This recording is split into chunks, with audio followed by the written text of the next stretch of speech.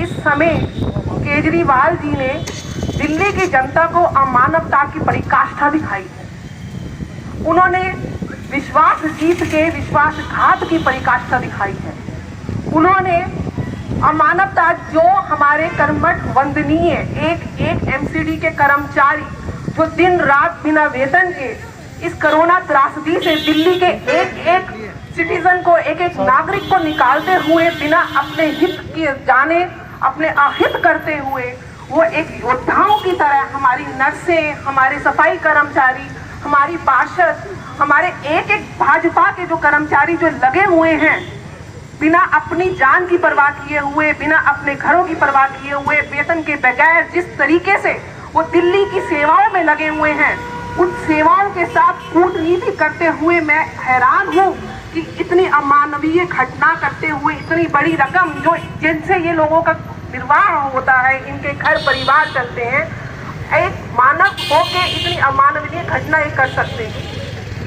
ये एक आप सबके सामने प्रत्यक्ष उदाहरण है कि किस तरह एक इंसान तानाशाही की हद तक पहुंच सकता है, किस तरह सत्ता के लोभ के लिए वो अपने ही क्षेत्र के, अपने ही राष्ट्र के, अपने ही उस प्रदेश के, जिसने उसके साथ विश्वास के साथ उसको अपना प्रतिनिधि चुना और उसने उनके पीछे छुरा घोंपा। इस समय दिल्ली की जनता को अपने ही निर्णय पे फैसला करने की आवश्यकता है कि जिस तरीके से एक सिंगल स्विंग के साथ एक डिक्टेटर को आपने एक जगह दे दी है और वो आपके पीछे ही छुरा घोंप रहा है। इस समय हमको अपने नेत्रों को खोलने की जरूरत है, अपने विवेक से काम लेने की जरूरत है। मैं यहाँ पे ना केवल भारतीय जनता पार्टी, लेकिन एक उस छोटे से छोटे योद्धाओं के लिए मैं आप सबसे मैं प्रार्थना करती हूँ कि आप वंदनीय हो, उनको नतमस्तक हो, नेत्रों में अश्रु आ जाते हैं जब आप उनका कार्य करते हुए देखते हैं। बिना अपने हित को जाने, अपनी वेतन के बगैर एक मेरा यहाँ पे मंच में बैठने का हमको अधिकार नहीं है। वास्तव में मंच में बैठने का अधिकार एक छोटे से छोटे एमसीडी के कर्मचारी को है, एक छोटे से छोटे हमारी नर्सों को है, जिन्होंने दिन रात अपनी सेवा से इस त्रासदी से दिल्ली को निकाला है। और केजरीवाल जी ने अपनी कूटनीति से आज हमारे सारे कर्मचारी, हमारे भारतीय जनता पार्टी के प्रतिनिधि उनके घर के बाहर बैठे हुए सर्दी में अनशन कर रहे हैं। और ये पराकाष्ठा देखिए उनकी कि वो सत्ता के लोभ में हम सबको किस तरीके से हम सबके लिए ये ऐसे कार्य कर रहे हैं, ऐसा पैसा जमा के वो बैठ चुके हैं। इस पैसे का अधिकार केजरीवाल को कहीं से भी नहीं है। ये पैसा आपका है, आपकी मेहनत का है, आपके खून का है। ये पैसा केजरीवाल की व्यक्तिगत जायदाद नहीं है जो वो उसके ऊपर बैठकर कूटनीति करे, राजनीति करे और आपके हक मार के और आपको इस तरीके से त्रासदी के समय में अकेला छोड़ दे। आज आप सबको अपने विचारों पे, अपनी जो आपने डिसीजन लिया दिल्ली की सरकार के लिए, उस पर विचार डालने की आवश्यकता है। आप के अधिकारों के लिए भारतीय जनता पार्टी वचनबद्ध है।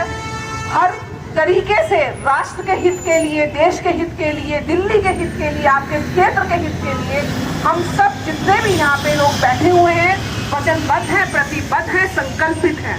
और आज हमें आपके साथ की आवश्यकता है। आपके साथ के बगैर हम कुछ नहीं कर सकते।